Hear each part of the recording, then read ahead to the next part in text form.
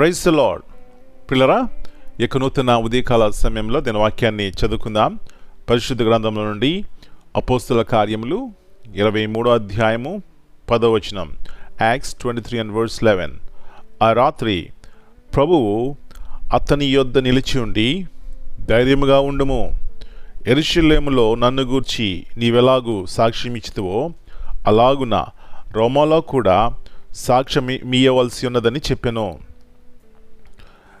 And the night following the Lord stood by him and said, Be of good cheer, Paul, for as thou hast testified of me in Jerusalem, so must thou bear witness also at Rome.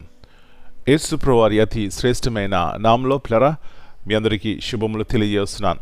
మరి యొక్క శ్రేష్టమైనటువంటి ఉదయకాల సమయాన్ని మనం చూసినాం. ఇది దేవుని యొక్క మహా ఉచితమైన కృప. మరి సంవత్సరపు అంతంలో ఉన్నాం. ఎన్నో ఆశలు పెట్టుకుంటూ ఉంటాం, ఏవేవో చేయాలనుకుంటాం. పిల్లరా, ఒక సత్యం గుర్తించాలి, ప్రతి దినము కూడా దేవుడు మనకిస్తున్నటువంటి గొప్ప వరము కాబట్టి దాని యందు సంతోషించి ఆనందించి దేవుని మహింపరచాలి. మంచిది. ఇక్కడ చూసినట్లయితే మరి పౌలు రక్షించబడిన తర్వాత తన యొక్క ఉద్దేశం ఒకటే, ఈ యొక్క సత్యాన్ని అనేక మందికి పరిచయం చేయాలని. ఆ విధముగా పౌలు సత్యాన్ని ప్రకటిస్తున్నప్పుడు అక్కడున్నటువంటి యూదులు మరి పౌలు మీద ఒక ఒట్టు పెట్టుకున్నారు, వాగ్దానం చేసుకున్నారు. ఏమిటంటే పౌలును చంపేంత వరకు ఏమి తినకూడదు, త్రాగకూడదని. ఆ సమయంలో మరి పౌలును ధైర్యపరచడానికి, బలపరచడానికి మరి ప్రభువు అతని యొద్ద నిలిచి ఉండి, ధైర్యముగా ఉండుము నా ప్రియ సహోదరి, నా ప్రభువు, నా రక్షకుడు, సమీపంగా ఉండే దేవుడు. అమ్మా అయ్యా, ఇలాంటి విశ్వాసము. ఏమిట విశ్వాసము? ప్రభు ఎల్లప్పుడూ నాతోనే ఉంటారు. ఇలాంటి విశ్వాసం అనుకున్నట్లయితే ధైర్యంగా మన జీవితంను కొనసాగిస్తాం, ప్రభునందు ఆనందిస్తాం, బలమైన వారుగా ఉంటాం. ఎలాంటి పరిస్థితులు గుండా మనం వెళ్తున్నా దేవుడు మనం బలపరిచి, స్థిరపరిచి, ఘనపరిచి తన ఉద్దేశం నడిపిస్తారండి. అలాంటి ఉన్నతమైనటువంటి కృపను మన జీవితాల్లో దేవుడు నెరవేర్చునుగాక. ప్రార్థన చేసుకుందాం. ప్రభువా, పరిశుద్ధమైన తండ్రి, మరి యొక్క నూతన ఉదయకాల సమయాన్ని బట్టి మీకు వందనాలనైనా.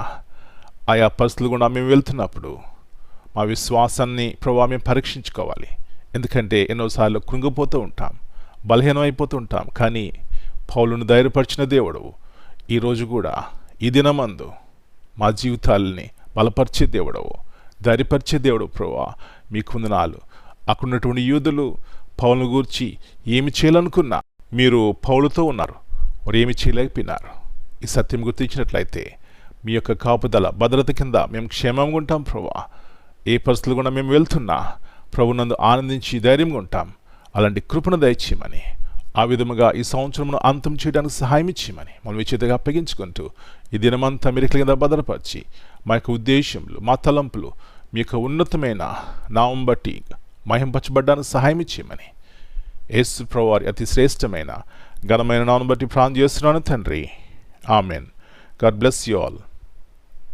My dear brothers and sisters, greetings in the precious name of our Lord and Savior, Jesus Christ. Here in Acts 23 and verse 11, in a moment of intense opposition and uncertainty, the Lord personally stood by the Apostle Paul and spoke words of assurance. Take courage. This divine encouragement reminds us that God is not distant during times of trial. He is present, attentive, and sovereign. Amen.